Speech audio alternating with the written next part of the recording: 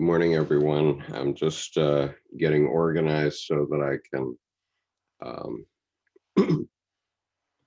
make this presentation. So I'm going to put it in the YouTube chat. Join our panel on Zoom by registering on this link. This is the MailChimp link. This will get you all of the emails that notify you of all of our sessions. And let me just let my regulars into the session. Good morning, Nick. Thank you for coming. Hey, Skip. Hi. Good eve. Oh, hey. Yeah. Good morning to you. Good morning. Bright and early. Right. Yeah. Yep. Today we're going to talk about the Holy Ghost, which is an idea in Christianity, but it's significant for all of us because what Dr. Jung meant by this was that all of us are infused with a certain kind of spirit, and so we all have to step up, because basically what he said through his religious teachings was that the consciousness of God is in human beings. We are the manifestation, the incarnation of God. And we were taught this by Christ, but most people didn't get that it meant that we are responsible, that we're the ones. And so there was there was a time in Christ's life near before the time he was crucified, when he said that after he left and his followers didn't want him to get crucified and they wanted him to stay, but he said that after he left, he would send the Paraclete. And what he meant by that was the Holy Ghost. And the Holy Ghost, meaning the spirit of him as the Son of God, would be infused into all of us. Now, or everyone that heard the word of God. Now, this also applies, of course, to the Buddha and other famous individuals, Arjuna and Krishna, and so on. And so the idea is that once we realize this, we in effect become sons and daughters of God also. And so if we look at an example in U.S. current affairs right now, we've just lost our famous jurist, the notorious RBG, Ruth Bader Ginsburg. And she was a fighter for human rights throughout her career. And she was the leader, kind of a leader, symbolic leader of that effort. But now, because her physical manifestation has passed, now we still have her spirit, which is being infused in all of us in the United States, certainly by long documentaries about her life, so that we can see that we too have to step up now and fight for our own civil rights, or we're going to lose them. And so that's the sort of the basic lesson. Go ahead. You said notorious, because I don't know anything about her, but I was just wondering, like, what do you mean notorious? Do you just mean like very well known and out there? Like She was one of the 9 justices of the U.S. Supreme Court.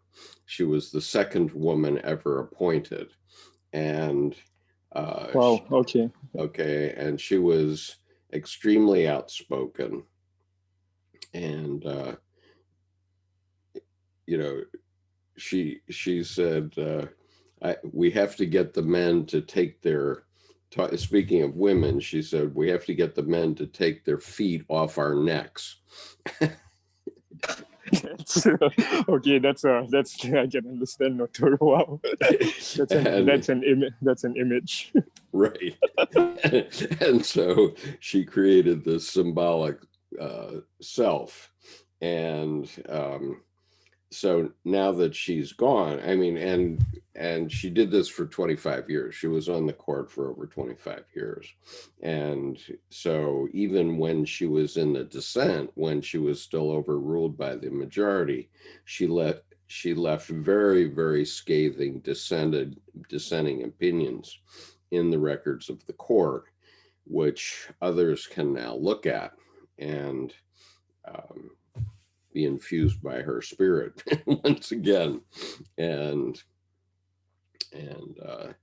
so, you know, after her death the other night before last, many spontaneous demonstrations of mourning sprung up all over the United States about her, and just that spirit, that's symbolic of her spirit infusing others, and you know, still infusing others, because I'm talking with you about it and you never heard of her, and you wouldn't have any reason to know anything about her sitting in Singapore. But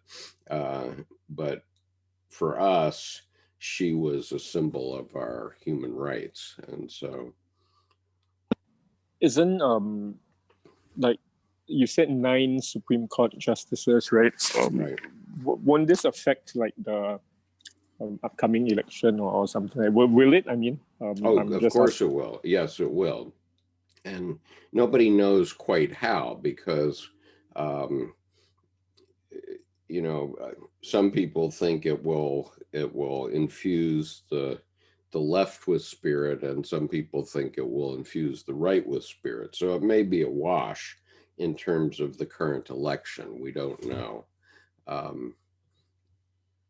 My expectation is that it will be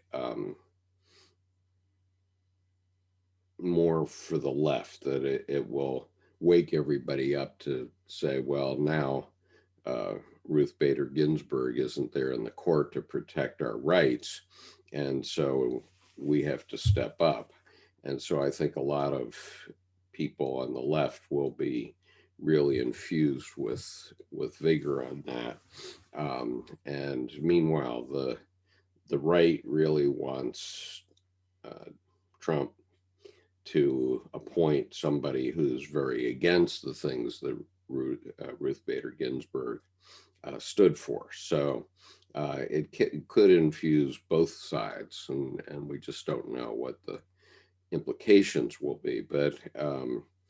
But that's the type of thing we're talking about, the living immortal spirit of an individual. And we were talking, and Thomas Arzt, in this essay that we're talking about, was talking about the spirit of Jesus Christ as the Son of God, but it applies to all of us, because we don't live on in our physical manifestation. The way we live on is through leaving our spirit behind, so that others are infused with that spirit. And that's our immortal spirit. So we know that, you know, many people throughout history have left their spirit behind. Jesus Christ is a famous one.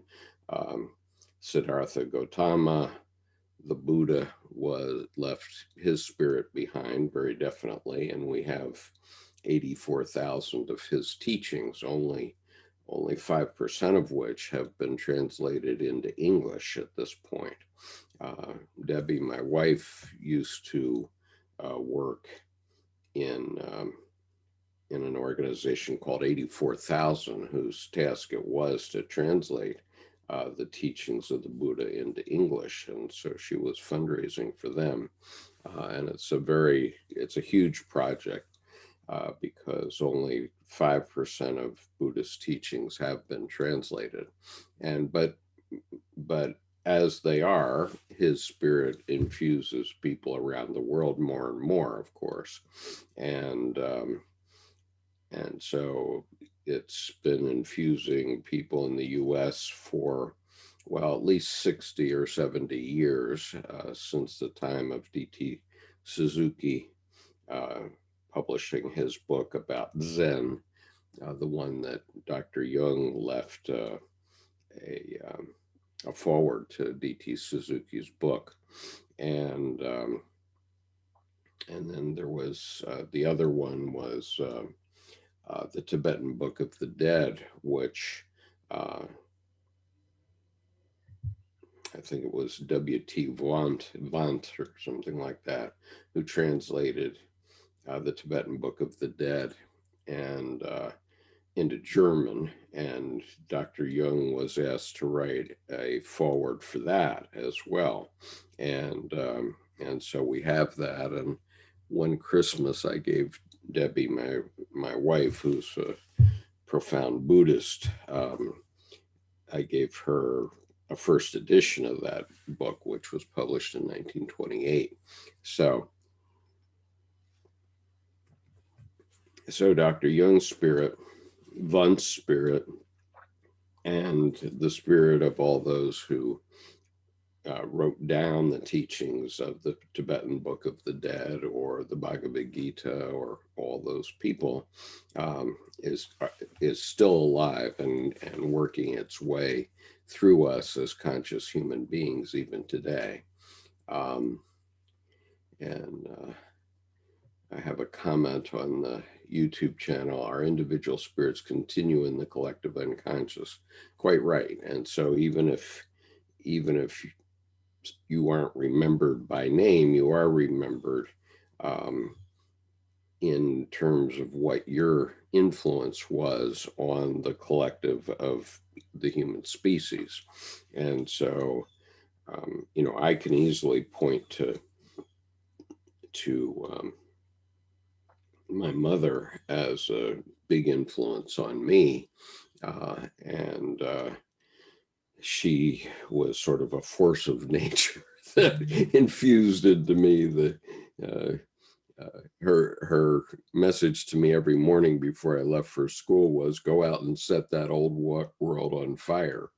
And you can interpret that phrase several ways. Go out and set that old world on fire, just old world being just a casual thing, or go out and set that old world on fire. And it could be taken literally or figuratively, but she wanted to be clear that she wanted me to change things, right? And as long as it's not arson, maybe it's like paint the town red, Yeah, paint the town red, sure. Yeah. Exactly. In a good way.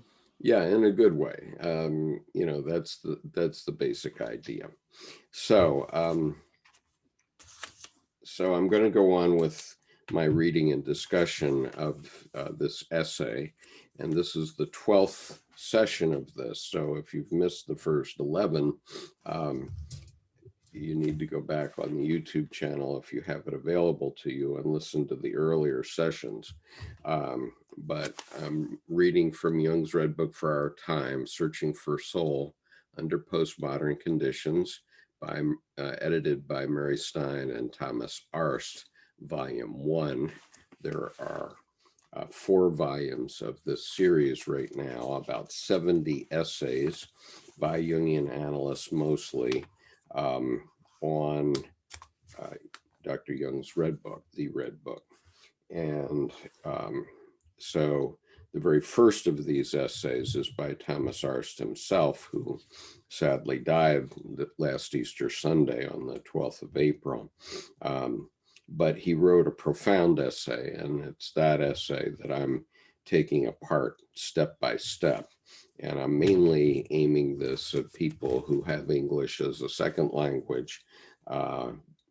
So my idea is to go through each of these ideas that he's talking about and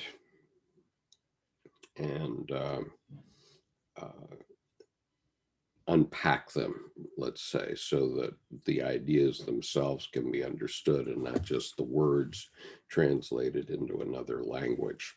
So last week we were talking about a letter that Dr. Jung had written on the 3rd of May, 1958, to the Reverend Morton T. Kelsey. Now, Reverend Kelsey was a Protestant theologian, and he himself wrote a couple of books that are quite interesting. But this particular letter, which appears in the collected letters of C.G. Jung. Good morning, Gray, and thank you very much for your support. So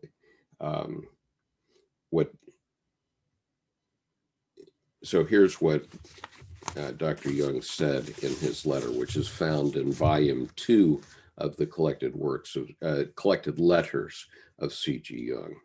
He said,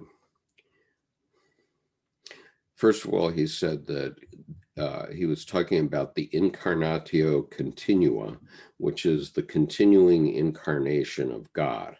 And by that, he was referring to the very thing that I've been talking about, which is that each of us is an incarnation of the consciousness of God, because God in his own being has a rather dull consciousness, as Dr. Jung said.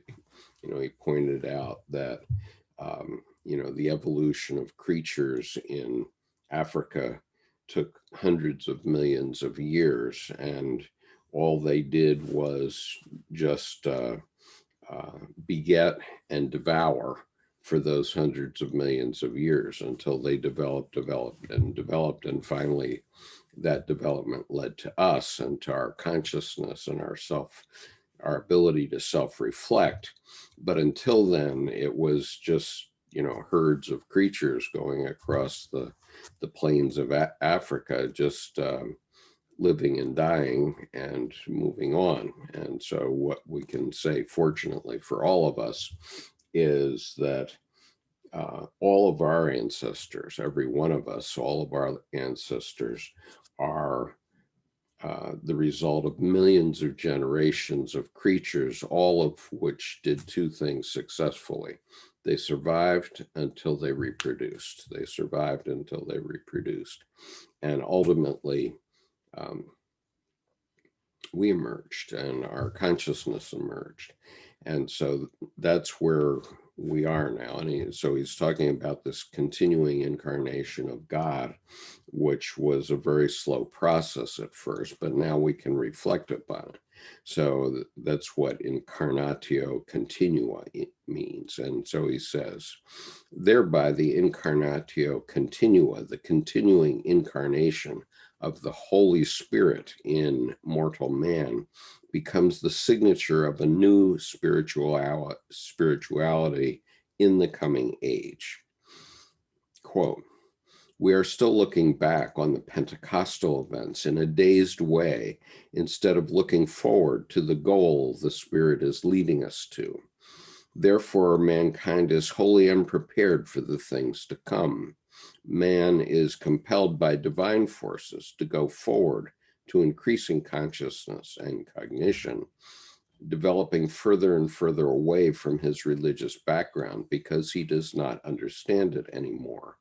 His religious teachers and leaders are still hypnotized by the beginnings of a then new eon of consciousness instead of understanding them and their implications. What one once called the Holy Ghost is an impelling force, creating wider and wider consciousness and responsibility, and thus enriched by cognition. the real history of the world seems to be the progressive incarnation of the deity. Now, when Jungians are talking about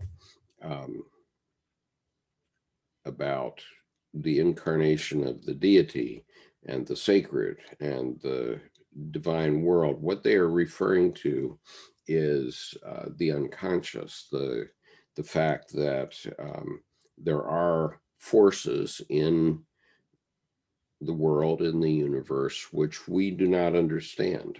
And Dr. Jung called these the archetypes. And we know that they're there. We can point to them, but we cannot touch them. They are not part of the physical world. So, for example, every creature has a mother, and the mother archetype is one of the most basic archetypes that we have, and so we cannot point to the fact, or we cannot point to a rule written down anywhere that says a mother will be like this, but nonetheless, in every species that we can look at, whether it be a fish, a bird, or a mammal, every species has mothers, and they more or less operate in the same way toward their young. And that's just one example of what they do. But the fact is that motherhood, the archetype of mother, operates that way. And so when he says we're still looking back on the Pentecostal events, what he's saying is that at the time of Moses, the so-called Decalogue, the 10 Commandments, came forth within Judaism, and they set the law.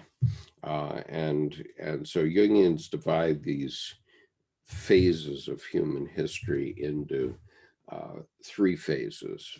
Phase 1 was the law, where Moses just set down 10 basic rules, and some of my Jewish friends have told me there's actually 673 laws that were set down. I don't know what the true number is, but in any case, the Jewish faith set down rules that everybody had to live by.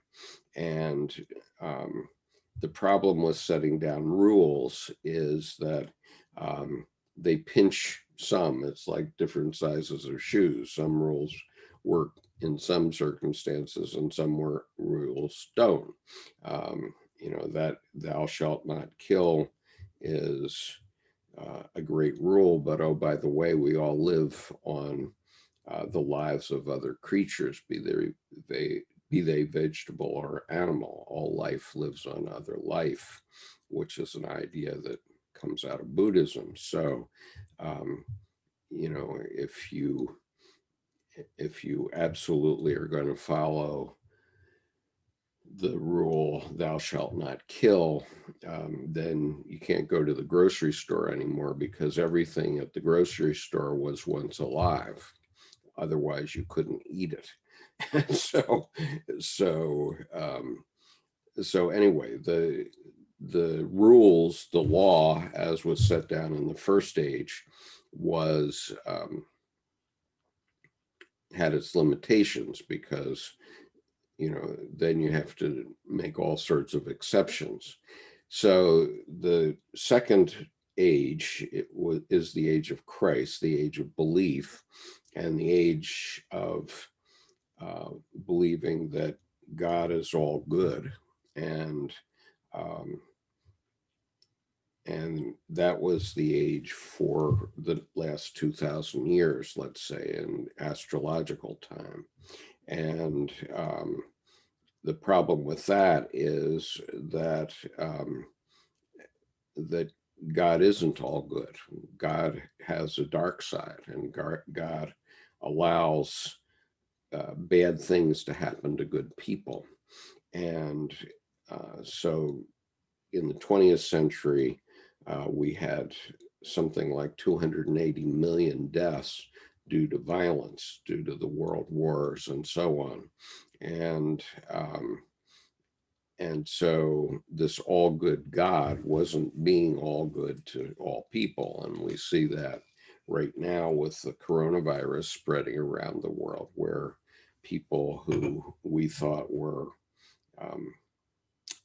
perfect in their goodness, let's say, who might have been regular churchgoers or regular temple goers and never did a thing to anyone, those people are suddenly dropping dead. And how can an all good God do that? Well, because God per se isn't all good. That's the answer. And that's sort of the answer to Job in Dr. Jung's book, Answer to Job. And so the third stage of development is psychology and understanding the way our psyches work. And that's why we're having this conversation right now. And it's, how we have to go forward in the world. So when Dr. Jung says that the theologians are still looking back on the Pentecostal events, they're seeing Christ as the only Son of God. And what part of the message of this part of this essay is that Christ said that he had to go so that to allow the Paraclete to come forward. And what he meant by that was the Holy Ghost. And what he meant by that is the infusing of his divine nature into all other human beings.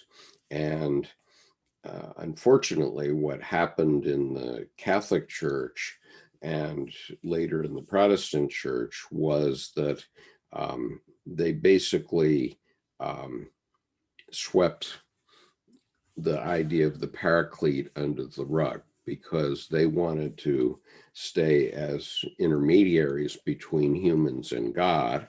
And so if every human understood what was really happening, then people wouldn't go to church anymore. But and that worked pretty well for 1500 years. But then when the scientific method came along and started to punch holes into the mythology of Judaism and Christianity and in all their forms,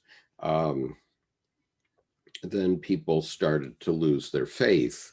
And so we have to look at it in a different way in the New Age.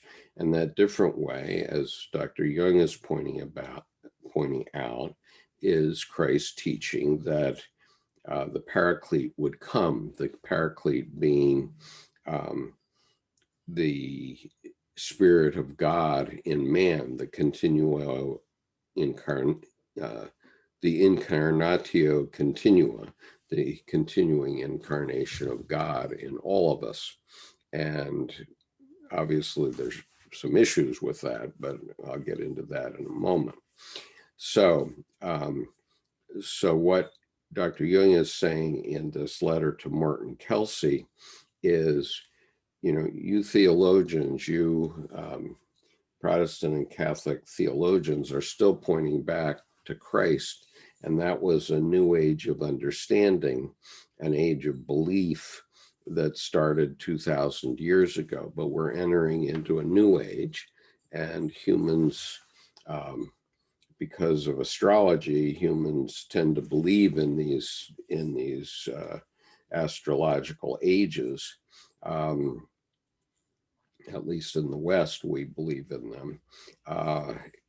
I think in the Chinese zodiac, it's more annual changes, but in terms of the West, it's developed as 2,150-year chunks. And so the time of Christ was the Piscean age, the age of the fishes, and now we're entering the Aquarian age. And so that means that many human beings, albeit unconsciously maybe, believe that we're entering into a new age of consciousness. And so Jung is trying to point out that we have to come forward and start looking forward rather than looking backward toward the time of Christ, which after all was referring to early Iron Age men. And so this is why he says that the last sentence of this letter is: the real history of the world seems to be the progressive incarnation of the deity. And he wasn't talking about only Christianity or only Judaism here. He was talking about that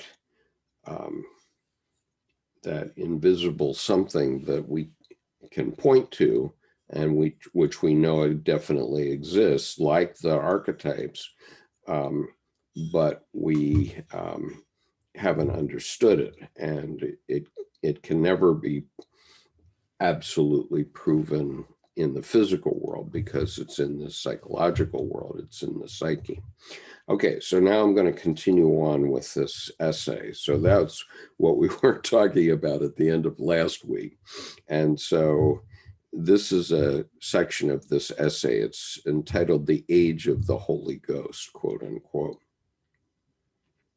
It certainly would be a worthwhile endeavor to inquire as to the degree of influence the Calabrian abbot Joaquin of Fiora may have had on Jung's writings, with his theory of 3 ages. Fiora's eschatological outlook had a significant influence on the Western history of ideas.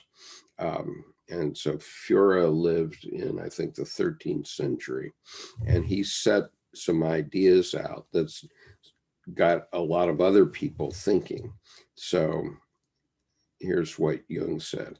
In a letter, Jung himself directly refers to the age of the Holy Ghost. Quote, "The later development from the Christian aeon to the one of the Spiritus has been called the Evangelium Aeternum, the evangelical eternity, by Joaquino da Fiore, in a time when the great tearing apart had just begun." Okay, the great tearing apart meaning the beginning of the modern age, when we had started to have doubts about the way Christianity and Judaism had developed up until that time. Such visions seemed to be granted by divine grace as a sort of consolamentum, so that man is not left in a completely hopeless state during the time of darkness. So in other words, the future of humanity takes centuries to develop, and it involves all of us around the world. I've talked about the common myth that we have to start putting our minds into, which is the fact that we all live in one leaky lifeboat, namely the Earth, and it's up to all of us to keep it from sinking, because if we don't, our species and all life on Earth can end. And we now know that. Most people know that quite consciously, but we haven't put our back into it yet. And so we have certain political figures who want to make money from oil and gas, for example, who are trying to prevent our protecting the Earth by pretending that there's no science about global warming. That's obviously not the case. because, in my youth, only 65 years ago or so, I never heard of a temperature over, let's say, 101 degrees in the United States. But now, only 65 years later, I'm hearing of temperatures in Death Valley of 120 degrees or higher. And I've certainly been in other parts of the world where the temperatures have been extremely hot. I know in the Emirates and in Saudi Arabia, it's not uncommon to see 50 degrees Celsius temperatures. And so we know that global warming is here. We have the whole west coast of the United States on fire right now because of that. And we have more harder and harder hurricanes in the south and the east of the United States. So we know that these effects are happening and they cannot be denied anymore. And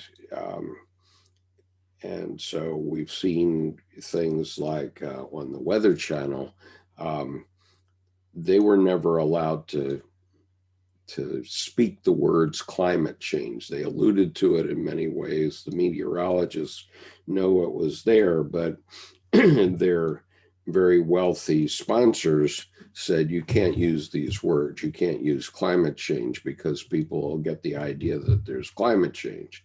Well, there's climate change, and we get that idea whether or not they speak the words. And so in the last year or so, finally, we see people starting to mention the words climate change, and we are starting to change our behavior. For example, all my life I've had gas-powered automobiles, which got probably around 20 miles to the gallon of gas. But now the last 3 years, my wife and I have had a Prius, which gets over 50 miles to the gallon. And so we say to ourselves, why didn't we change to this long ago? We could have saved more than half of our gasoline bill, which has been quite high in previous years, if we had known that we could have a hybrid. Now, the final answer, electric cars, let's say, is it's not clear how that works, because yes, you can have an automobile that works only on electricity, but the problem is that electricity has to be generated somewhere, and then that's the rub. Where is it generated? Is it generated in a coal-fired plant, which again spews toxins out into the atmosphere, or is it generated in a nuclear power plant, which obviously, as we know from Chernobyl and Three Mile Island and other accidents, can cause part of the earth to be unlivable. And so these are not easy questions, because even a purely electric car has to have its power from somewhere. So we need to figure out these issues. And we do have the ability, because we know that we can use the sun's energy, we can use wind energy, we can use the energy that's contained in the tides, for example, to generate electricity. But the question is having the political will as a species to make those changes. And we see places like some Indian cities and some Chinese cities where the air pollution has gotten impossible. I mean, I remember one time when I was flying into Delhi, and I had a plane change in not in Manchester, but in the UK, and my flight couldn't go on to Delhi because the visibility was so bad there. and so I had to wait. Um, and so we have to uh, think about these issues. So anyway, um, the point is we have to have a new myth that we're living by, and that new myth is us waking up to our responsibility, because you know, God, whatever God is responsible for the whole universe. And we know that the whole universe is a really big place. And some people say about uh, 48 billion light years across. That's a long way. A light year is around 6 trillion miles.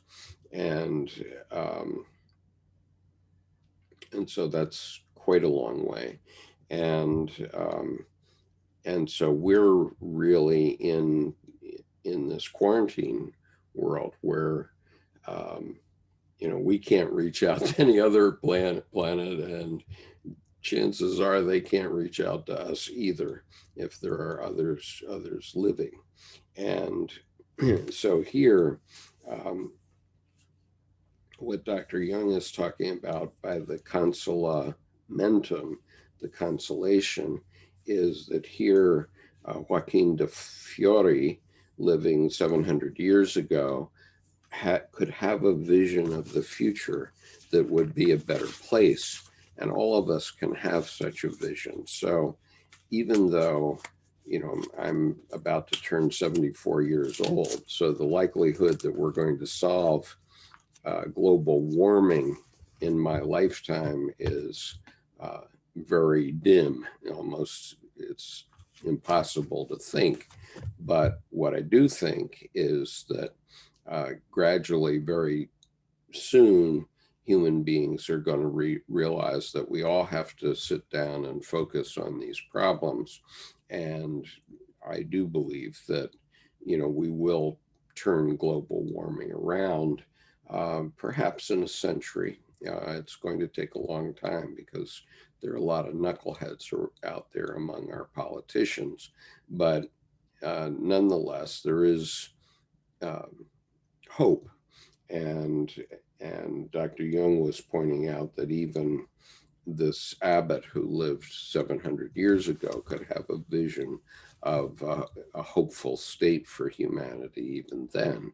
And that's what he's talking about, that there's this Holy Ghost that's going to keep developing. And so he goes on. We are actually in a state of darkness viewed from the standpoint of history. We are still within the Christian eon and just beginning to realize the age of darkness, where we shall need Christian virtues to the utmost.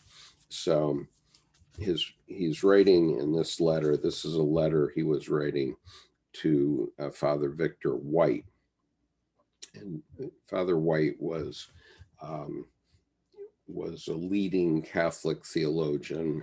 He was a Dominican, and he was the head of Dominica House in Cambridge. So at Cambridge, they were training young Dominican priests to be priests, and he was the leading one of those. So he was uh, the leading theologian in one of the most prestigious universities in the world, in a part of Cambridge that was specifically set aside for training priests. And Father White had gone through a psychological crisis himself in about 1940. And because of the war, he had not been able to communicate with Dr. Jung himself, but he began to work with a Jungian analyst in the UK and he did that for about 5 years. And so when the war was over, um, he wrote to Dr. Jung, and he basically became um, Dr. Jung's white bird, I think, a white raven, I think he referred to him as an indication that Dr. Jung's ideas were right and that theologians would start to come toward his way of thinking. And so Dr. Jung and Father White had a long correspondence over a 10-year period, which you can find for sale. And he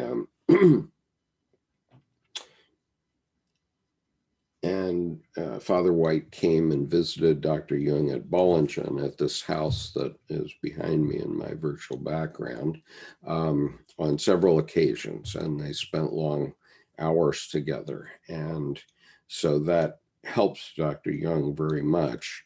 And it's very interesting correspondence they had. And unfortunately, Victor White, among some others of Dr. Jung's followers, died young. And so he didn't get to carry the thing through. And Dr. Jung commented at the end of Father White's life that he was within sight of the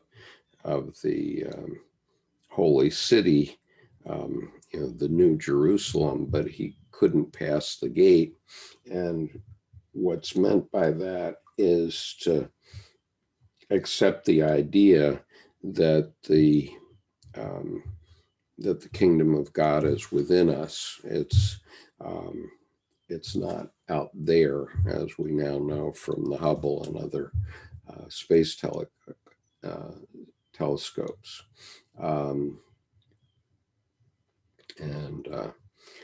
So there's a comment here from the Big Cat saying population doubled in 50 years, right? And we're now at close to 8 billion, I think. And CO2 in the atmosphere has a half-life of 400 years, right? And the quarantine has demonstrated we can meet online in many cases and don't need to have a bunch of people drive a 4,000-pound car to a central place to meet. Absolutely right. And also a million-pound airplane to fly across the world. I have two people on the panel here who are living in Asia. So instead of me having to go all the way to Singapore to meet them, I can now just talk every week directly with them. Okay, so so Dr. Jung finished this letter by saying that we need Christian virtues. So the question is, how do we keep the virtues that are taught in all the world's religions and yet update them? And so one of the things that he talks about in Answer to Job, the controversial book, is that the Christianity, but I extrapolate to say all religions have to be updated. They have to be updated for modern categories of understanding. That's what Dr. Edinger mentioned during his lifetime.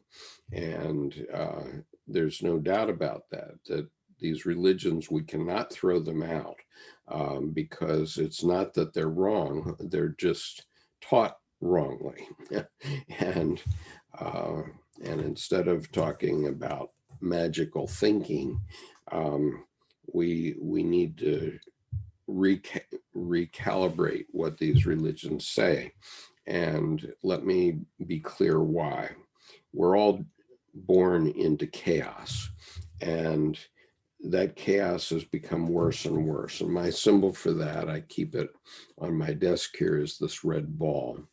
Okay, so this is the earth, and this red ball is the chaos that we're all born into.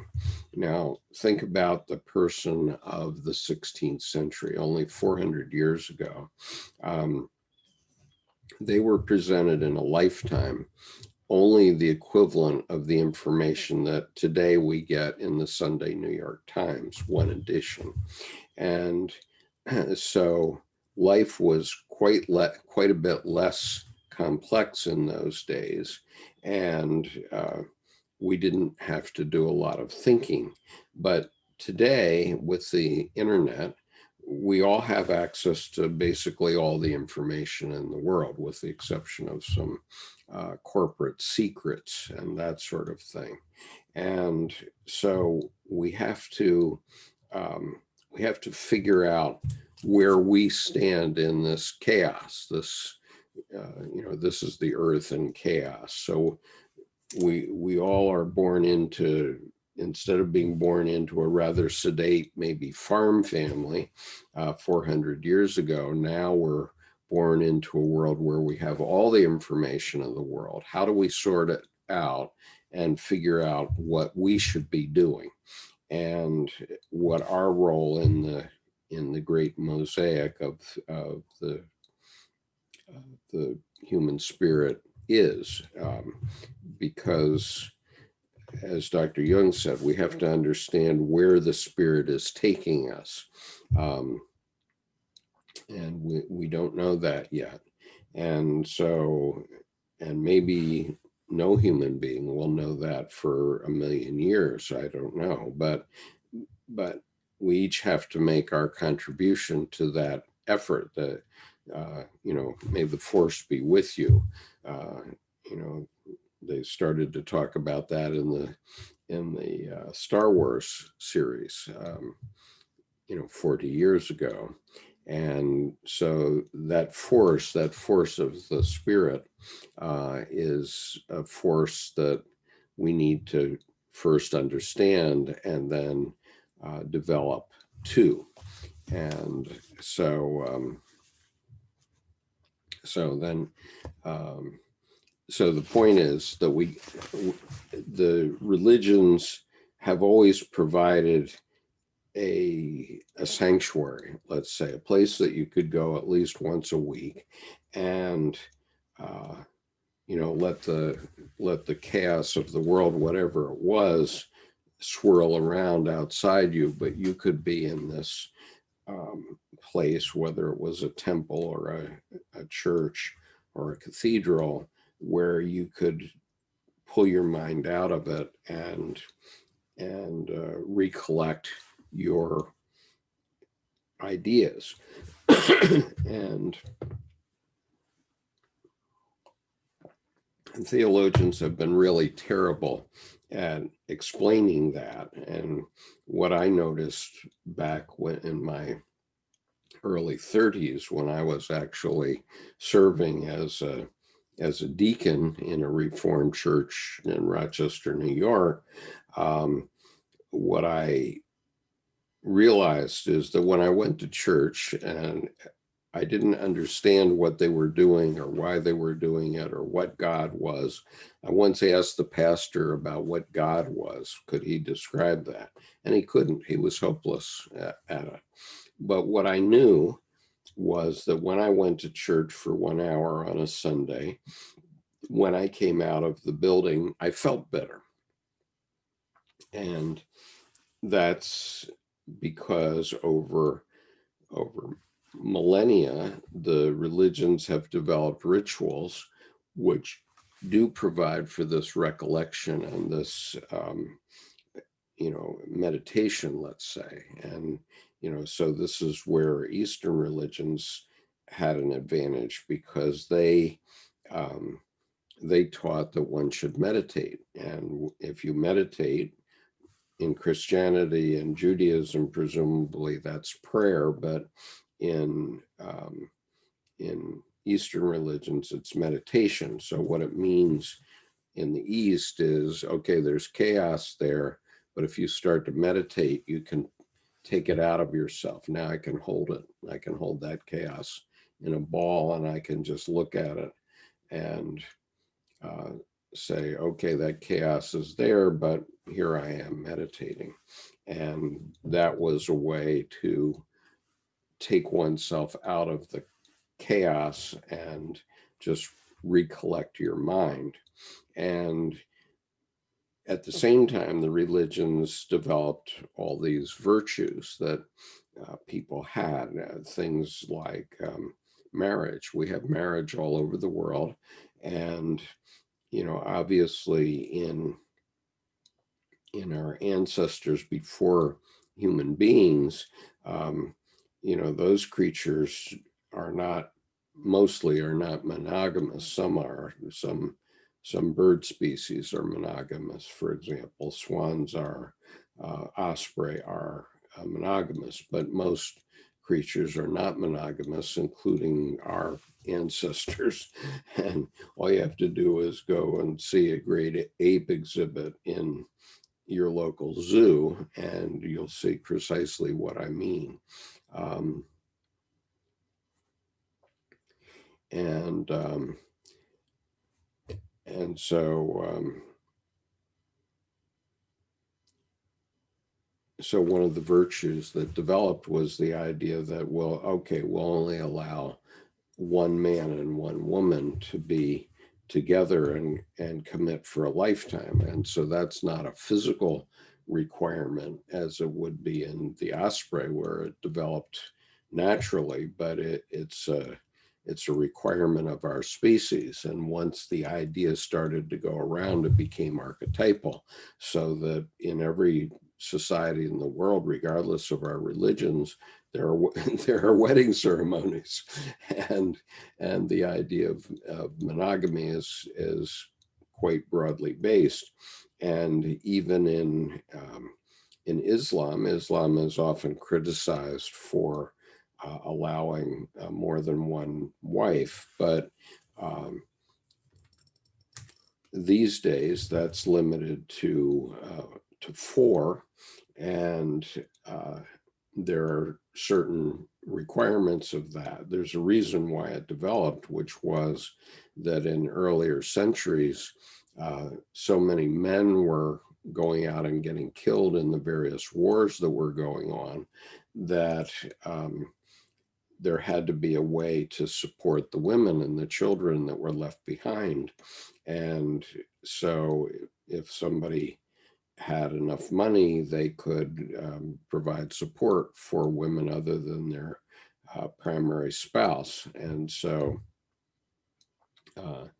there in Islam, the virtue is that the women need to know about each other, and they need to be treated equally. And when those virtues aren't followed, there's hell to pay. There's real hell on earth to pay. And so I've talked about this in the past, but the point is that, even in Islam, there are virtues around it. And even though monogamy or polygamy is allowed to a certain extent, it is quite rigidly enforced. And when people don't follow those rules, those virtues, they get in trouble. So, for example, I knew a Saudi man in Saudi Arabia who had 2 wives, and one of the wives knew, but the other wife didn't know that there were 2 wives. And I just watched him, even though I didn't understand Arabic. I watched his life for a few days, and oh my God, it was hell on earth, because he was constantly on the telephone trying to balance out the expectations of the 2 wives and trying to keep the secret from one of the wives. And so, that certainly was hell on earth. And so he should have been following the rules of Islam, but he wasn't, and he was suffering greatly from that failure. And let's see, a couple other exchanges here. And it says, a great example about the church. I had the same experience about the angel question. I found it in nature also as a child. And Big Cat says, I also had similar experience in church, but no angels.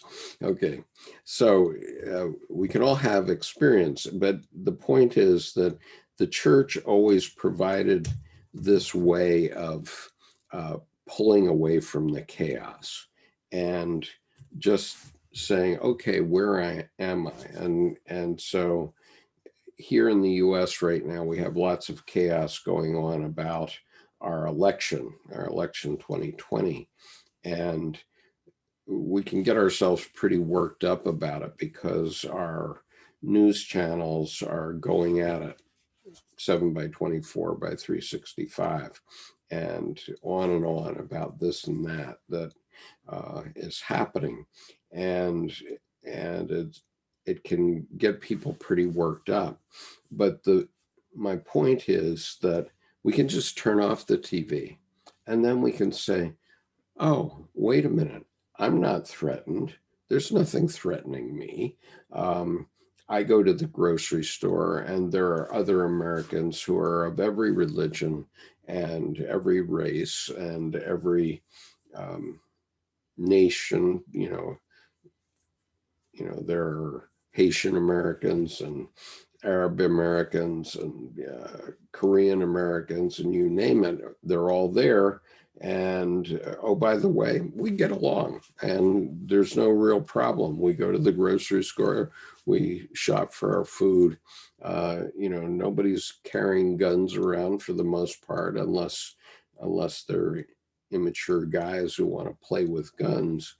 But the reality is that we're not personally threatened in the United States unless we let ourselves get worked up by this chaos that the cable news channels want to sell us.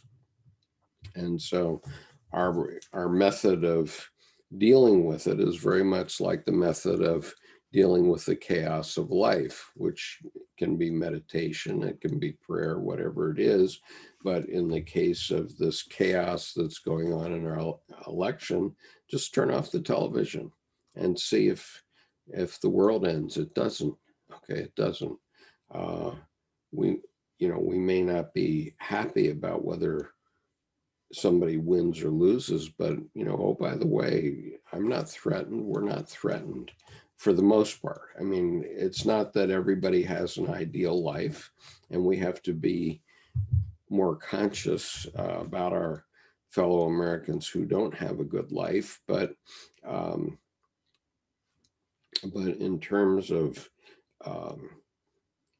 that, even for them, even if you live in a one-room apartment in New York City that's like a hovel, you can always close the door and find a spiritual place for yourself.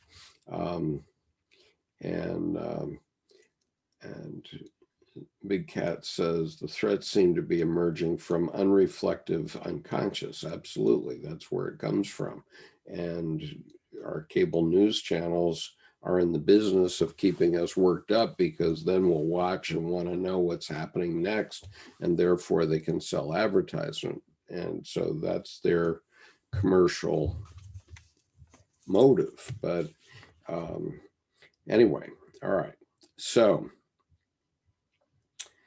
moving along. So we need the Christian virtues, and we need our religions to update themselves so that people who are rationalists, who say, well, there's no God up there, there's no devil down there. Yeah, that it's hot under the earth because the center of the earth is molten iron. But the magical thinking of a being in the physical world that is going to help you, that being isn't there. And so we have to think about it in a different way. And Jung's point in Answer to Job is that every religious statement of whatever type is a statement of the psyche. It's not a statement of the physical world. And he covers that in paragraph 752 of Answer to Job. So every religious statement of whatever kind is a statement of the psyche. It's not a statement of the physical world. If it was a statement of the physical world, then we would have experimentation of it. But it's in a different place. It's in the psyche, and so it relates back to this idea of the archetypes, that we know that they're there. It's very clear that they're very powerful, but we can't touch them. Um, we can't test them in the way you can solve for X in the scientific method. But nobody can deny that they had a mother, and nobody can deny that every species on the planet has mothers for every living being. And so, so the archetype of mother is certainly there, but we cannot touch it. That doesn't mean it's not real. It's certainly real, but it's certainly real in our psyche. And so going on now, and taking Jung's remark further, Edinger notes in his Ion Lectures. Now, this is a quote from Dr. Edward Edinger, and he was a leading psychologist, Jungian analyst, and psychiatrist. He was an MD in the late 20th century. Unfortunately, he died in 1998, but he brought a lot of this material up so that someone like me could understand what he was talking about. And so now we need for all theologians to go back and recast their religions, because there's nothing wrong with the virtues that they have. There's nothing wrong with the benefit that they offer us from a mental health point of view. Okay, Dr. Jung's point was that that the great religions are, early forms of mental health, of psychotherapy. And so we need those systems to stay intact, but we need to understand them in a way that the rationalists can appreciate them.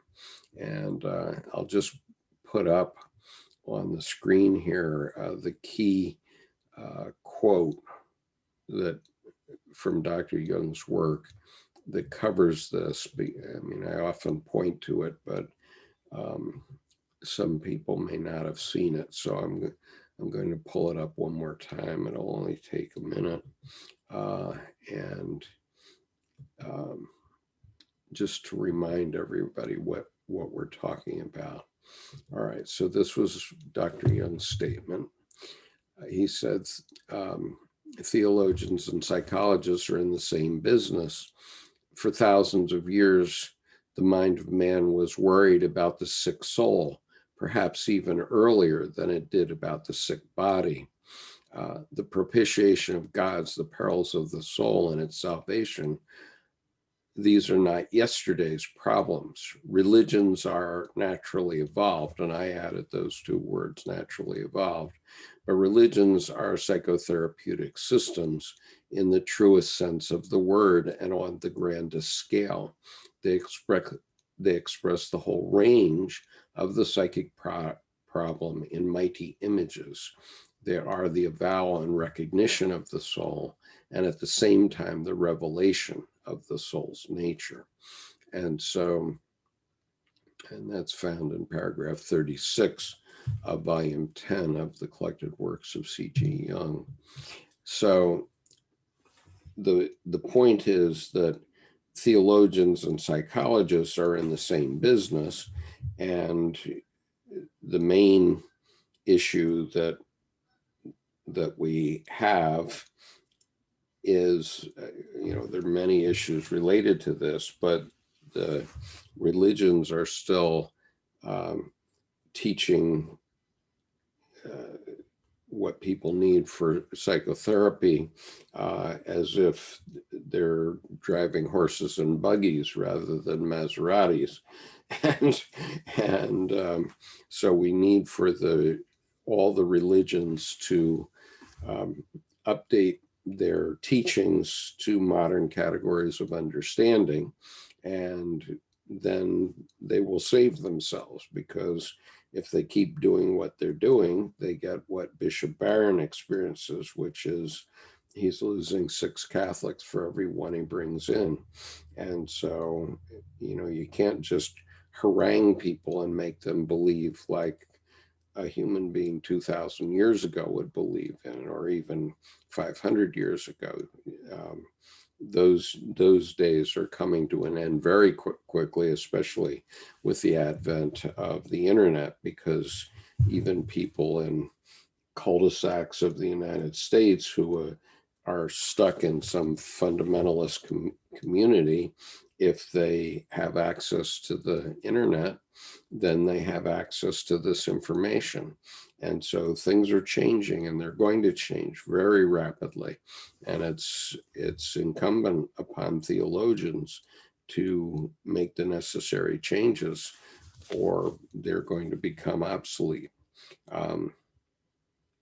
But anyway, so here's what Edinger is talking about, though, in his lectures. Quote, as it gradually dawns on people one by one that the transformation of God is not just an interesting idea, but a living reality, it may begin to function as a new myth.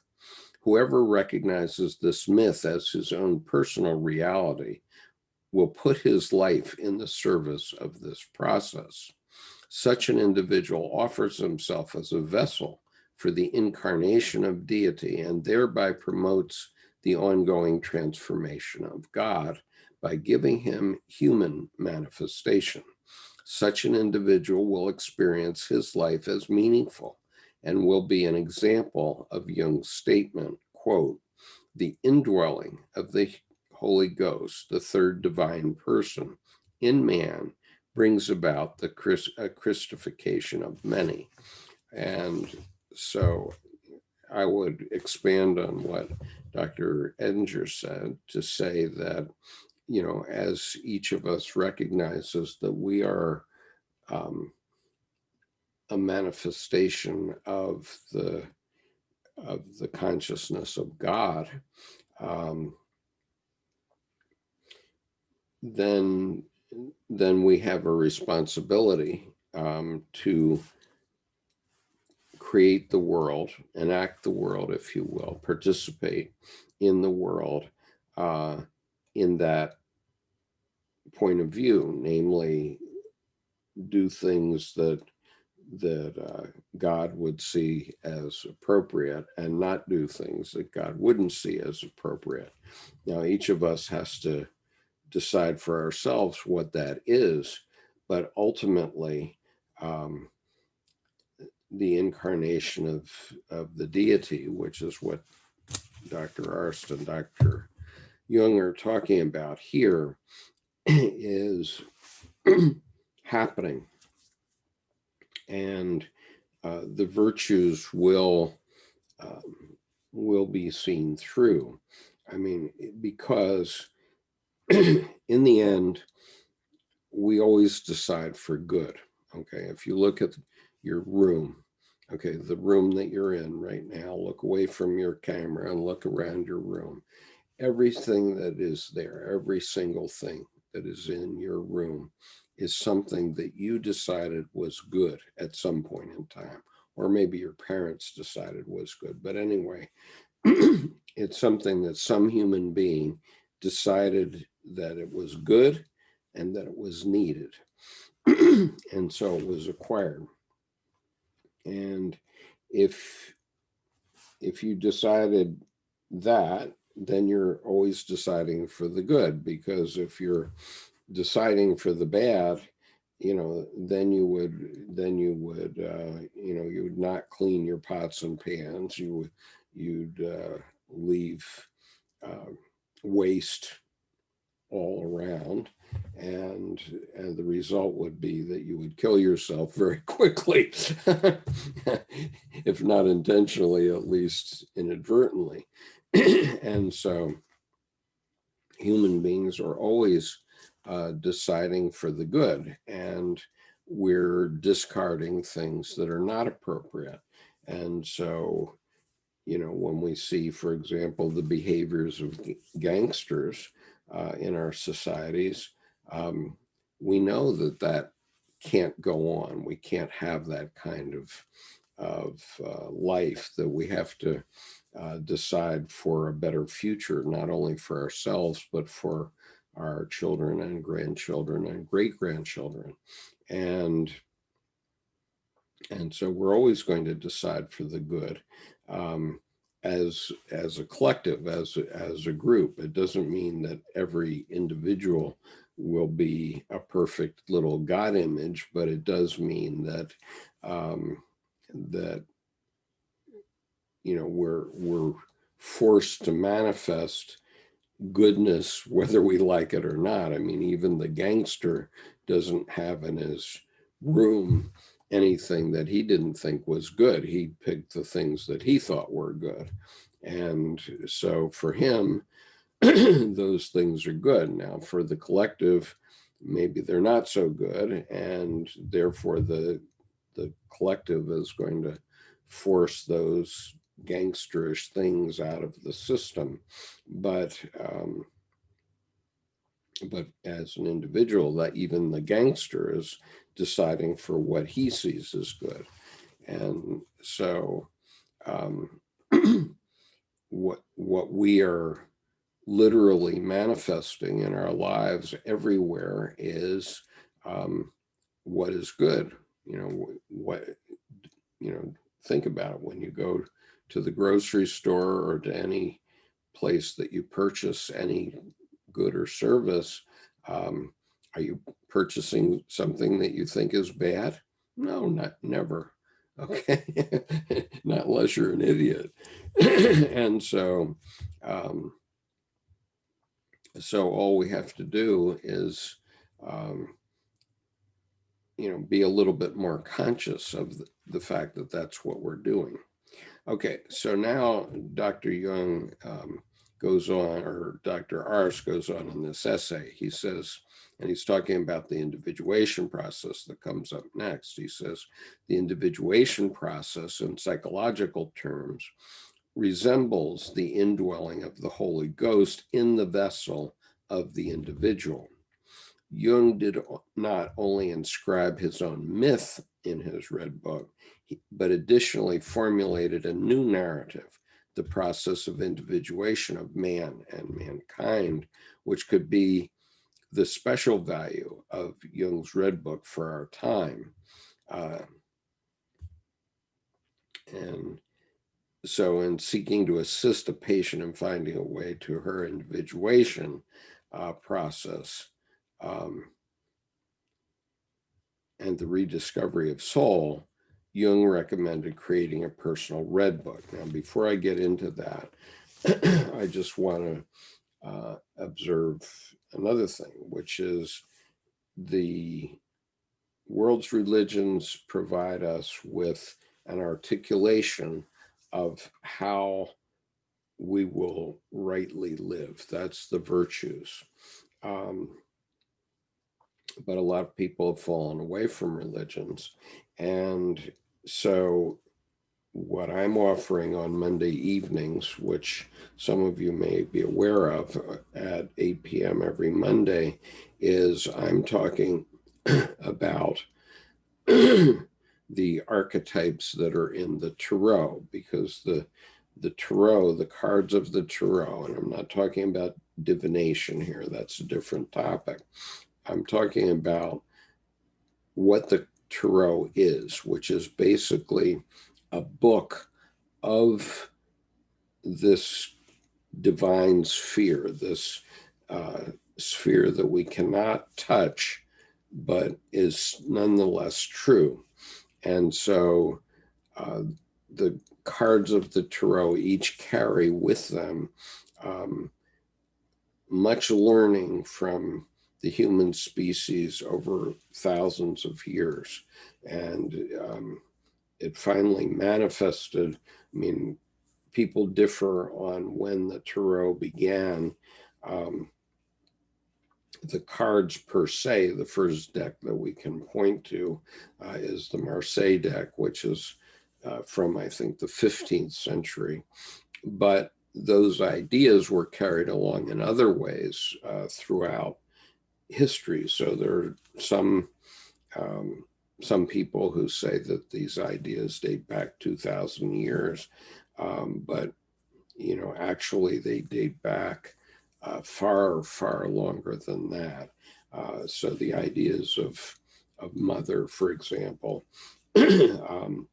those ideas go back to the beginning of life on Earth, actually, but certainly in the human species, in narrative, they've existed for tens of thousands of years. And now I can prove it because there are many narratives about the archetypes, and one of them is the Tarot, but one of them is the Bhagavad-Gita, which I've been reading with my friend in India. And, traditionally people think, well, the Bhagavad-Gita was written down 2,000 years ago, which is probably about right, but the story was passed down verbally for at least 2,000 or 3,000 years before that. And so people say, okay, that was 5,000 years ago.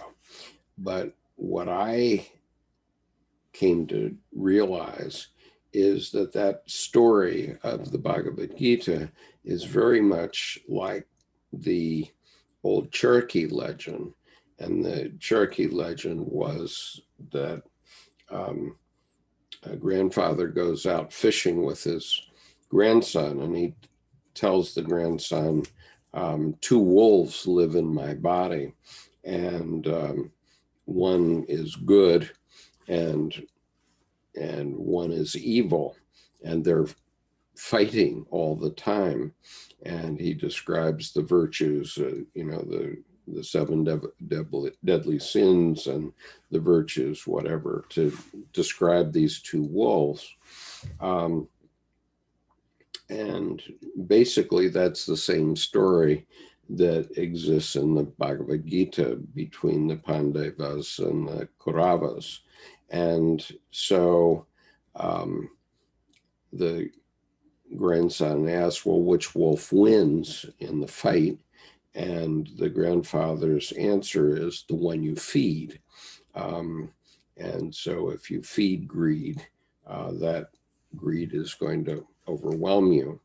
And if you feed the virtues, you'll be able to live a virtuous life.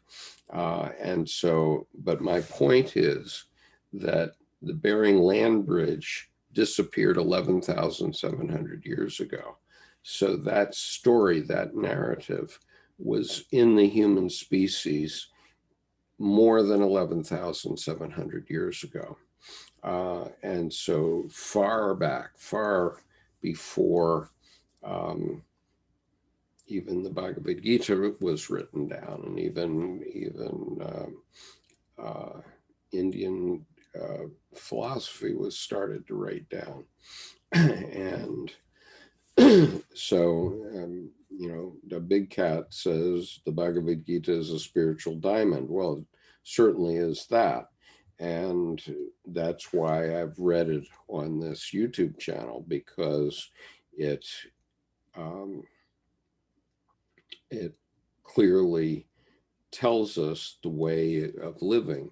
And it's at least 2,000 years old. But as I've pointed out now, the same sort of story, the same idea of these opposing forces fighting, which is the same ideas as in the Bhagavad Gita.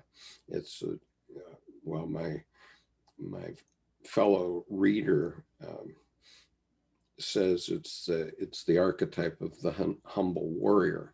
So that archetype was in the human species more than 11,700 years ago, and it came into North America across the Bering Land Bridge. And so we have to go back and understand how consciousness evolved much before these more recent religious stories of Christ or Krishna and Arjuna or whatever it is. And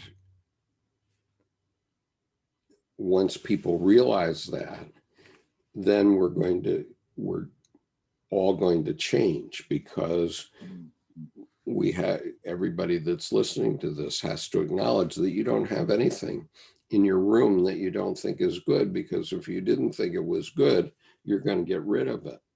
Okay, so we are, as a species, going to get it about the fact that we all live in this leaky lifeboat, and that unless we cooperate with one another,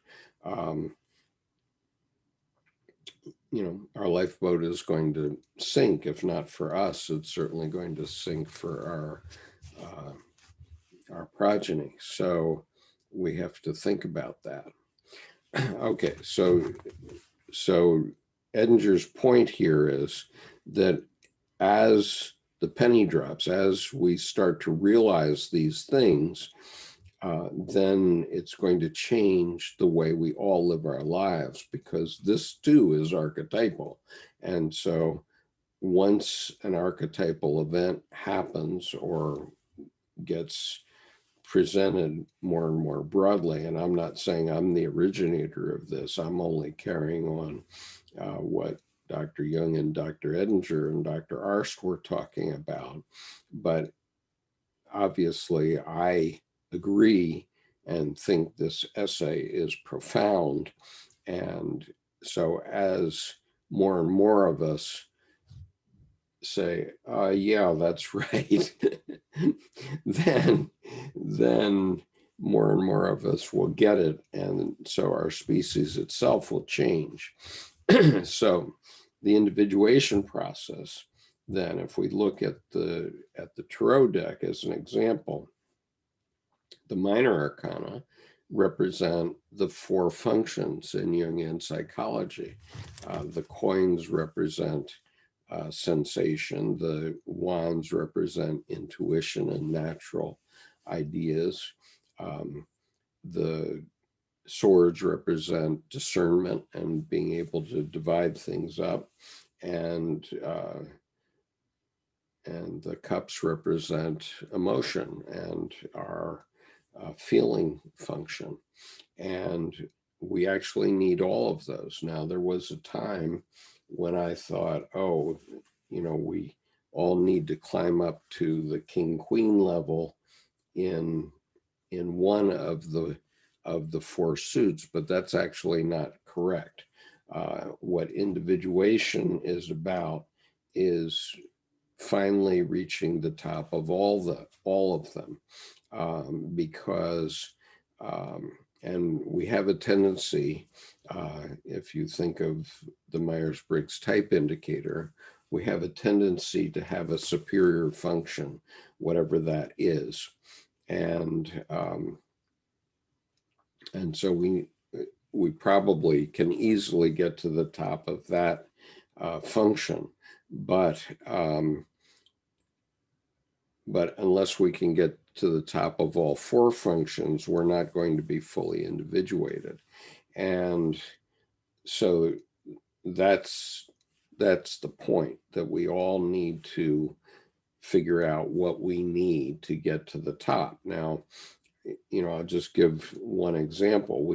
I think we can all agree that the President of the United States is the king of coins, right? Because he's gotten everything he wants in the physical world. He's got a building that is a tower named after him. He's got a big airplane that he can fly around, including one that the American people provide. What right now, he lives in the big White House. He has a beautiful wife. And so from the point of view of the King of Coins, I couldn't think of anything else that he could possibly want. But the problem is he's not happy. And that we can see quite clearly in his demeanor and the way he behaves in the world. And so the point is that he needs to have more balance in his life. And he may be very strong also in instinct, in natural instinct, because he can, and in the suit of swords and wands and swords, because he can think of things that he can do to keep making things better for himself. The problem is his role is to make things better for all of us, not only for himself, but he's successful in discernment of things he can do, and he gets intuitions about what he could do, and he does them. But his problem is that he's very inferior in his feeling function, and so he doesn't feel what it feels like for the rest of us, for him to achieve that. And so as a result of that, until he can solve that issue for himself, he can't satisfy the needs of individuation. And let's see. So Philippe says, as high as each of us can in the four minor arcana, the four functions, wholeness as opposed to perfection. Yes, precisely. We don't have to be perfect in any of them, but all of us should aspire to climb up to the top levels, the king queen level in all of them, as high as we can. And each of us has different issues that we have to face in our life, and understand how that can be. And so Philippe correctly corrects me that we're not trying to reach the top. We're trying to have a balance of all four and to be as high as we can in our lifetime. And then, then we will have wholeness, and that will be a fullness of life. And when we come to face our death, we can be satisfied about not only what we have done in our lifetime, but also about the spirit that we leave behind us. That's the general idea. Okay, so Dr. Arzt goes on here. In seeking to assist a patient in finding a way to her individuation process and the rediscovery of soul, Jung recommended creating a personal red book. Quote, I should advise you to put it all down as beautifully as you can in some beautifully bound book. It will seem as if you were making the visions banal, but then you will need to do that. Then you are freed from the power of them. If you do that with these eyes, for instance, they will cease to draw you. You should never try to make the visions come again. Think of it in your imagination and try to paint it. Then, when these things are in some precious book, you can go to the book and turn over the pages, and for you it will be your church, your cathedral, the silent places of your spirit, where you will find renewal.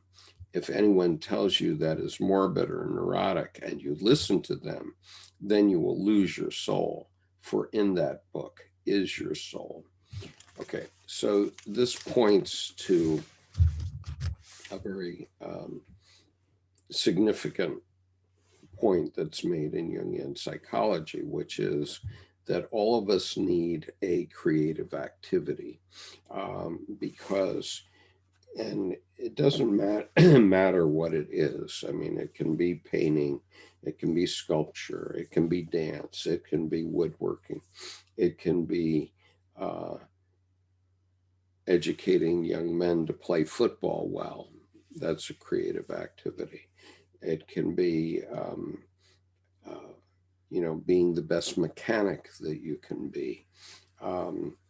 We all need to be able to create something and make something in the world. And if we don't do that, as Dr. Jung says in the Red Book, it's best to nourish the soul, because if you don't do that, you'll breed devils and dragons in your unconscious. And so, having work, for example, even if it's building a highway, that's a creative activity. If you're building a highway, that's feeding your soul, so that you're achieving something, you're creating something. But if you're not, if you're just a sloth sitting in your mother's basement eating Fritos and Cokes, or you're experimenting with drugs, you're not feeding your soul then, and that's not a direction to a happy life. And so whatever it is, you need to pick up something. And so recently I was asked, how do you know what to do? And my answer is, pick any type of shop that sells things for creativity. It can be an art store, it can be a cooking store where they sell different kinds of pots and pans, it can be the tool department at Sears, it could be a shoe shop where they sell ballet slippers. And whatever floats your boat, whatever draws you, go to that store and walk up and down the aisles and see what speaks to you. So let's suppose that it's an art store, and you say, oh, okay, well, I like these colored pencils, or I like a watercolor set, or something like that. So the answer is pick that up and buy that, or buy, if you're in a cooking store, pick up the omelet pan and then go home and start making things with that. And at the beginning, you probably won't be very good at that, but what that's doing is it's opening a communication between your conscious mind and your unconscious mind. And your unconscious mind is way bigger than your ego, and it's in charge. Okay, so just to give you an order of magnitude, none of you know what you're going to be doing 2 minutes from now. And none of you know how many times your heart will beat between now and then, or how many times you'll breathe, or whether you'll be interrupted, or what have you. All these things happen unconsciously, and the replication of all of our cells in our body, all these things are happening unconsciously. And so our unconscious psyche is way more important to us than our ego. And so dreams and visions are one way to understand what our psyche is trying to tell us, because all of those are messages from our unconscious telling us things that it thinks we need to know. And our unconscious talks to us in very bombastic terms. This is why we have frightening nightmares, because it's saying, wake up, pay attention to this. And this functionality was developed in our psyches millions of years ago, long before there were human beings, when our ancestors were living in trees. If we fell out of the tree at night when we were sleeping, would probably be midnight snack for some other predator. And so we all learn this function of waking up with a start if we feel like we're falling. And all of us have had that experience, especially in early childhood. We have that experience very often where, you know, we wake up with a start as if we were falling out of bed. Well, that's you know, a bombastic message from our psyche saying, wake up and hold onto that branch, right? So that we don't drop down where the predators are. And so our psyche talks to us in very extreme images sometimes because it's trying to get our conscious attention to something it thinks we need to know. And so it's better if we have a steady communication with our unconscious so that we know that it's we know that it's coming forward in the way that we want. And so the way I know that that's happening for me is I don't have a clue what I was saying to you 2 minutes ago or in this period of time that I've been speaking to you today. I really don't know what I've said. And I have to, if I want to know what I've said consciously, I have to go back and watch the video myself. And so when I know that when I do these videos, except when I'm reading or something, but when I'm talking about something like this, it's really coming from my unconscious. It's not coming from my conscious mind. I mean, I don't have a plan written out about what it's going to be that I'm going to say, other than I know that I'm going to be referring to this book as a way to remind myself of things to talk about. But I also know that I need to have this creative flow going forth through me from my unconscious to my conscious and out to you around the world. And that can only happen if we have a good flow between our unconscious and our conscious. So we don't have to just wait for dreams or visions. We can expedite that by having this creative activity that gets this flow of information going. And so I'm not doing it every day anymore because I was having too many eggs, but very often, about 3 or 4 times a week, I'm making an omelet for my wife and I in the morning. And it's a creative activity. And I like doing it because it opens up the flow between my conscious mind and my unconscious. And because I'm a perceiving person, not a judging person, I don't know how to make an omelet every day. Okay, every day I start and it's a new experience.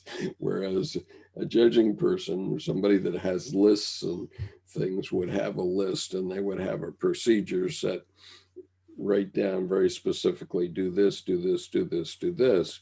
But because I'm a perceiving person, I'm on the other end of that particular spectrum, I have no set rules about how to do things. So I just start, and then I remember, oh yeah, I need eggs and I need egg beaters and I need vegetables and I need cheese. Okay, so I remember I need those 3 things. And then I remember that I need a colander where I can drain the vegetables and so on. And so I do this creative act every time I do it. But what it's doing for me is that it's opening up my unconscious. It's opening up my communication with my unconscious. And so this is what Dr. Jung is referring to, which is whatever you do creatively, you can make a record of it. And that's what he did with the Red Book. And so, as you've seen, it's just an incredible document. Excuse me, an incredible document. Yeah. And so that becomes your cathedral, because it's your experience of learning this communications technique, of communicating with your unconscious.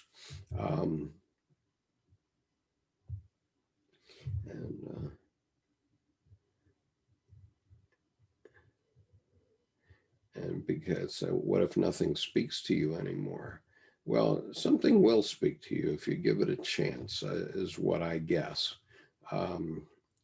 Because I go into all these places and I want to do all of it, but I know I can't handle all of it. And so I just do the best I can. And, one of the things that I like to do is read so that I can express out some of these ideas to you. And so, I buy more books than I can possibly read. But, I think that the answer is that if nothing speaks to you, then it's probably time to consider this piece of advice and to just try anything, because it doesn't matter what you start with. In other words, let's suppose you went to the art store and you picked colored pencils. Okay, you start to work with those, and then you think, well, these pictures aren't as dark as I'd like them, so maybe I'll get some watercolor paints or something. And so it evolves. It's not something that you just start with color pencils and that's the end of it. But when you do that, when you're paying attention to your unconscious will pay attention to you. It starts to communicate with you. And so it really doesn't matter what you start with. And if you don't think you have, if you don't think it speaks to you anymore, then pick anything. Try to draw a picture, whatever it is, and suddenly something will come to you to do something else. So you might have picked up the colored pencils at the art store, but then you think, when I was a kid, I really liked modeling with clay. Okay, and so then you think, yeah, I really did like that. And so then go back to the art store and pick up some clay. And that's the communication that I'm talking about, that communication which says, well, this isn't the right thing, but there is something that is more of the right thing. Or I really liked finger paints. Well, I liked finger paints when I was in kindergarten. And, I know that there's some artists who basically do finger painting and do great work with it. I mean, that do art that supports them with it. So anyway, whatever it is, just start doing it. And for example, these adult coloring books. Well, a lot of people thought when these adult coloring books came out that they were really stupid. Okay, why do adults need coloring books? And I have to admit that I had that sort of attitude at one time.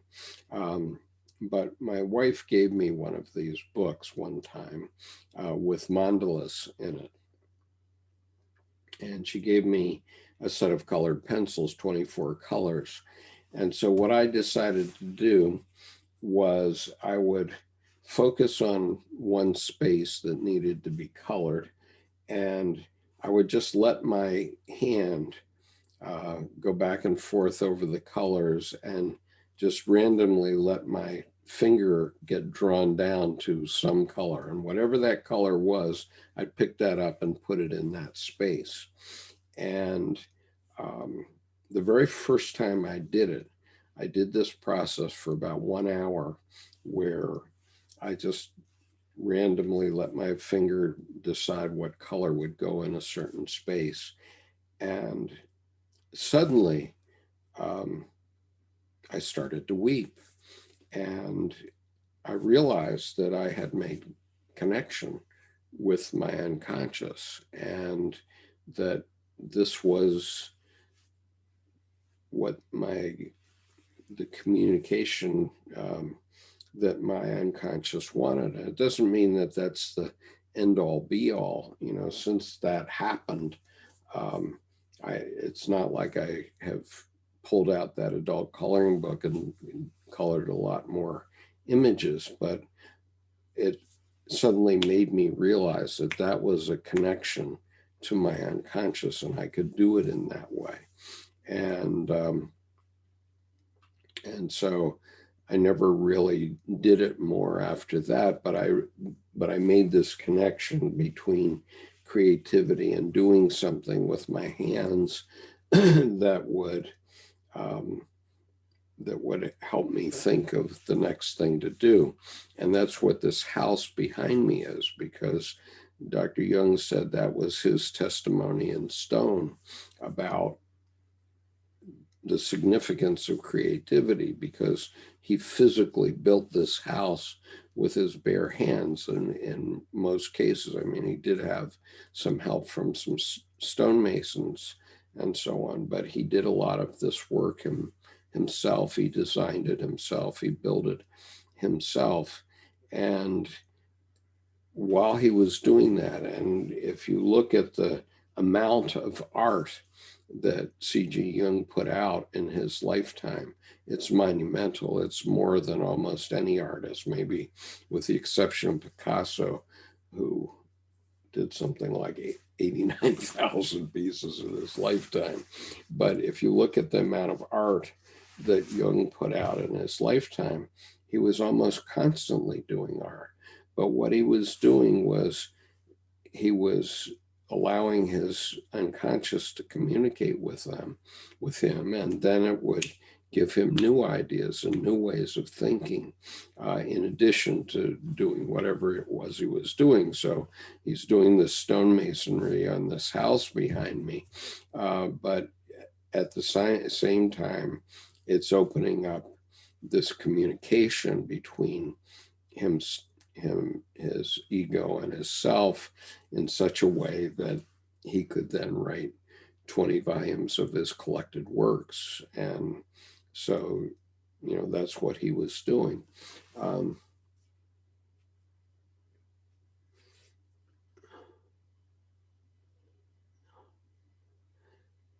So Miles says, perhaps think about what it is that really occupies your mind as a fear or dissonance producing entity or issue, and do something with that fear, drawing it, paint it, write about it.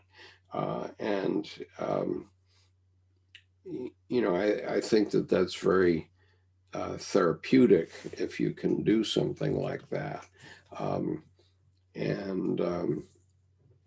Let's see. And it can be anything. It could be making a website or starting live streaming.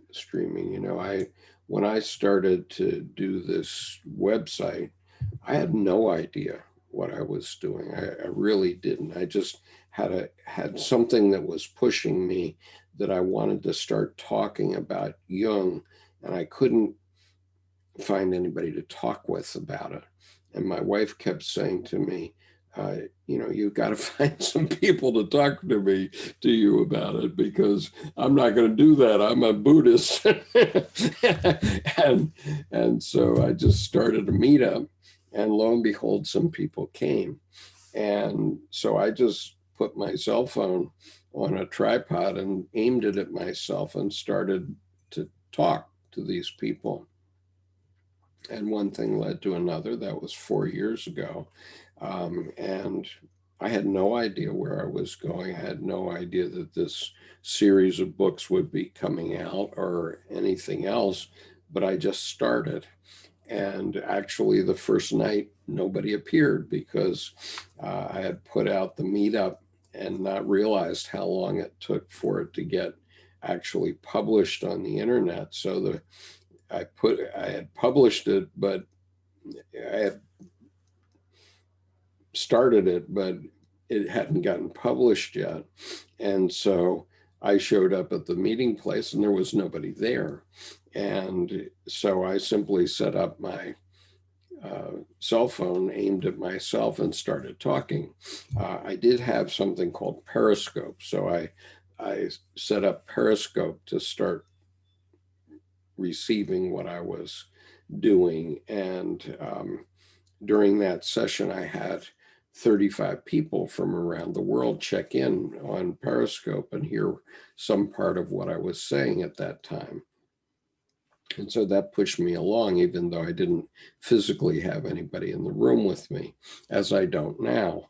But what pushes me along is I know I'm talking to my friends here on the Zoom chat, my panel on the Zoom chat, and I know that I'm talking to you because I can see comments coming up on the live chat, and that's enough to keep me going. And so I just started to do that and just let one thing lead to another. And at this point, we have over 1,100 videos of various lengths on this YouTube channel. It's, maybe more than anybody could ever watch. But each little piece of it has a piece of what we all need to know for our psyche. And so it might interest you to get started in thinking about some of these issues. And it's not like you have to go back through my 1,100 videos and get educated before you can start doing anything. If you get the idea of just doing this creativity piece, and just go do that. Don't listen to any more videos of mine. Just go do that, and you're going to move toward your individuation. It's very simple. It's not rocket science. And Phil says, and the big cat says, I will try some drawing or writing. Sure, whatever it is. And your writing can be poetry or it can be prose. It really doesn't matter. It will work. And I found this long ago, but then I didn't really pull it all together until recently. And Philippe says, Big Cat is Skip is saying, start with something. Choose something you will be inspired by your unconscious. Miles, I find that existential threats cloud me to the point of not being able to focus and really enjoy life. I need to do a creative act around my spiritual dissonance. Yes, absolutely. Ali says, writing does that for me. Great presentation, Skip, and assalamu alaikum, alaikum salam.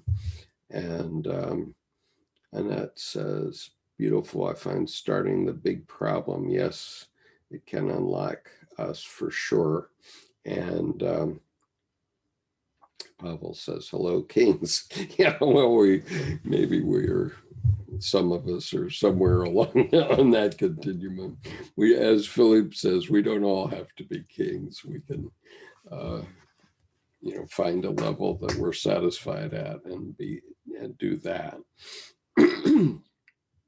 Okay, so let me go back to finishing up this one idea. And so at the end of this suggestion that Dr. Jung made, creating your own red book, Dr. Arzt says in parentheses, your cathedral, one's own church, as an ecclesia spiritualis, as a ecclesiastic of the spirit. This is the pressing issue today, according to Jung. We are in a period of turbulent transitions, in an interim of history. However, just how postmodern radical plurality and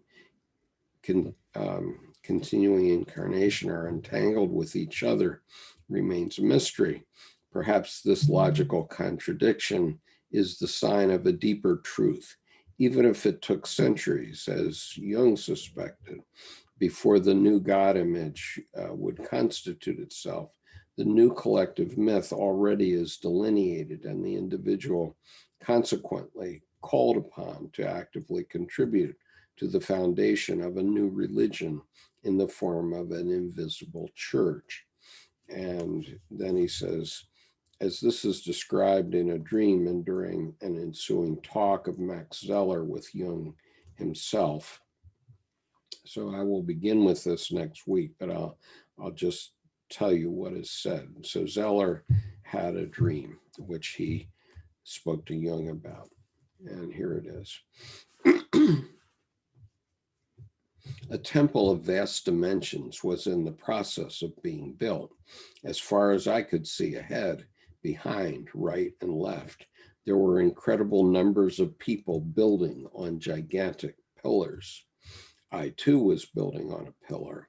The whole building process was in its very first beginnings, but the foundation was already there. The rest of the building was starting to go up, and I and many others were working on it, quote unquote. Jung said, yes, you know, that is the temple we all build on. We don't know the people because, believe me, they build in India and China and in Russia and all over the world. That is the new religion. You know how long it will take until it is built? I said, how should I know? Do you? Do you know? He said, I know.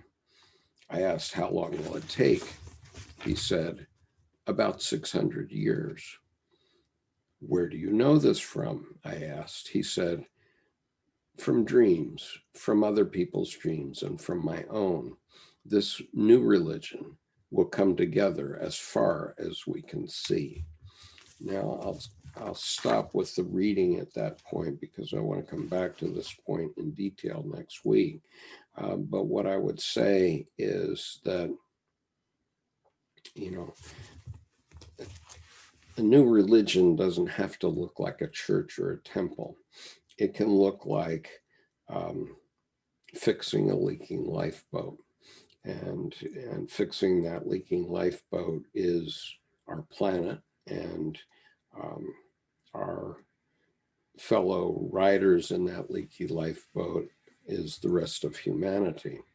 And so all of us know, or should know, that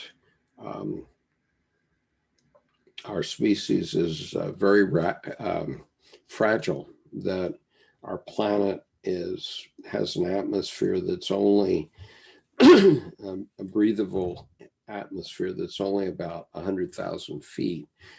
So that's something like 20 miles. So think of what's 20 miles away from you. That's how much air we have to breathe. And that refers to all 7.5 billion of us. And it also refers to every creature on Earth. And so all of us have to share is that thin blue line, that 20 miles of atmosphere. And if we don't be careful with that, we're going to destroy it. And when we destroy it, then we destroy most of the life on Earth. And so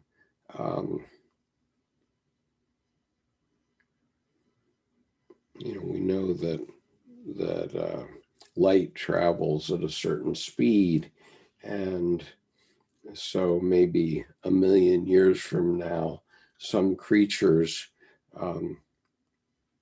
in another part of the galaxy will see signatures of life on Earth, but we're a million light years away from them. So they're seeing it in their now time, but it was actually happening to us a million years ago, and we're already extinct.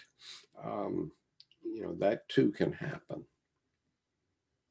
And so, the temple that we all have to build on, aside from all other ideas about religion, but the temple that we all have to build on, and with religious fervor, is the temple in which we live. And it's not just our house or our apartment or our town or our country, it's the whole planet. And we're all in this same temple together. And we have to make sure that it holds together. And so it seems to me that that's one new religion that we can all have, regardless of any other differences that we may have on the planet. All humanity has that one goal. And so when Dr. Jung was thinking about it 60 years ago, before his death, or 70 years ago, he didn't know about the internet. There were barely any computers at that time. And so he couldn't imagine, perhaps, how quickly information gets around today. And so now it does pass very quickly. And if there's one idea that we can all take away from this, and you don't have to refer to Skip or Dr. Jung or any other thing. We all know that this is true about the need to preserve this planet. And even if we're an oil executive who wants to make money on oil, we have to know that this is the case, and that there is going to be a reckoning. And it's a reckoning that, if we don't change something about the way we behave in the world and are in the world, we are going to destroy our planet. And it doesn't necessarily have to do with nuclear weapons. I mean, obviously, we could destroy it right now based on the power that we have. But if we do nothing and just let things go on as they are, it's going to be destroyed without our consciously wishing it. So Big Cat says, humans need to find balance with nature. It is unavoidable. This balance has to be incorporated deeply into the collective unconscious and take root. And yes, it will. And it is, because all of you will carry it forward and have carried it forward. I mean, many of my friends who've been commenting here on the YouTube chat, and I've known for some time, have been working on climate change for quite some time. And so we all are thinking about that and thinking about what we need to build. And, ultimately, when the reality gets through to all of our fellow humans, which isn't going to take that long, then we're all going to be building on this temple we call the earth. And, if there's no other new religion, that's a new religion that we all need. And we will all be building on that temple one way or another. And we will be reproducing future generations, so that they too can build on that temple. And so I guess I'll leave you with that idea. Philip says, beautiful presentation, Skip, very important issues. Beautiful online community you are attracting and making by attracting us together around Jung and you and the self in each of us. So thank you very much, Philippe. That means a lot to me, particularly coming from you.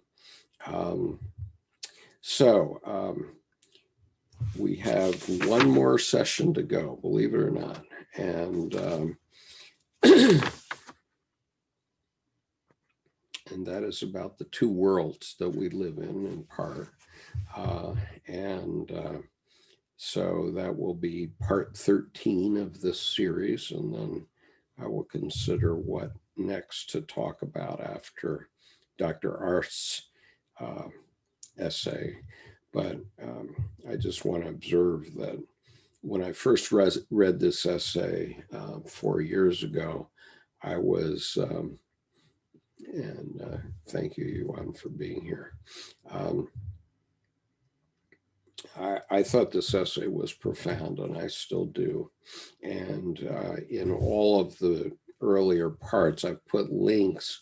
I've read this essay in 2 parts on this YouTube channel, so you can hear it read right through. It takes about an hour and 15 minutes to hear the whole thing read. It's on 2 videos.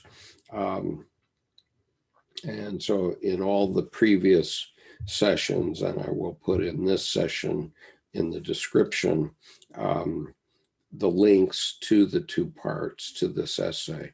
So if you just want to listen to the whole essay right through without all my commentary, then you can do that. And my purpose has been to end next week, after 13 weeks of this, has been to create a memoriam to my friend Thomas Arzt, who I had hoped to meet in April in Switzerland at the Aranos conference, which he had organized. But unfortunately, he died just before that conference was to begin. And I think he knew that things were going to get bad, probably because he was becoming ill. And so he canceled that conference for this year, and we may have it next year if we get appropriate methods to deal with the coronavirus. But I've been doing this series expressly as a memoriam to him and his fine work associated with Jungian psychology. And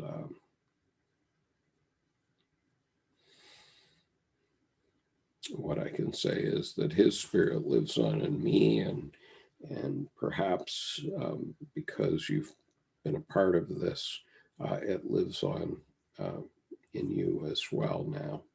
And so anyway, I guess that's enough for now. And my voice is dying. And so this afternoon, we're going to have a very interesting presentation by Matthew Legg. This will be at 1:00 p.m. U.S. Eastern Time. It will be on the YouTube live stream. And if you're on our mailing list, you will have the links so that you can come and join our panel. And I'm going to put on the YouTube channel the link again. That's the link so that you can register to join our panels in the future.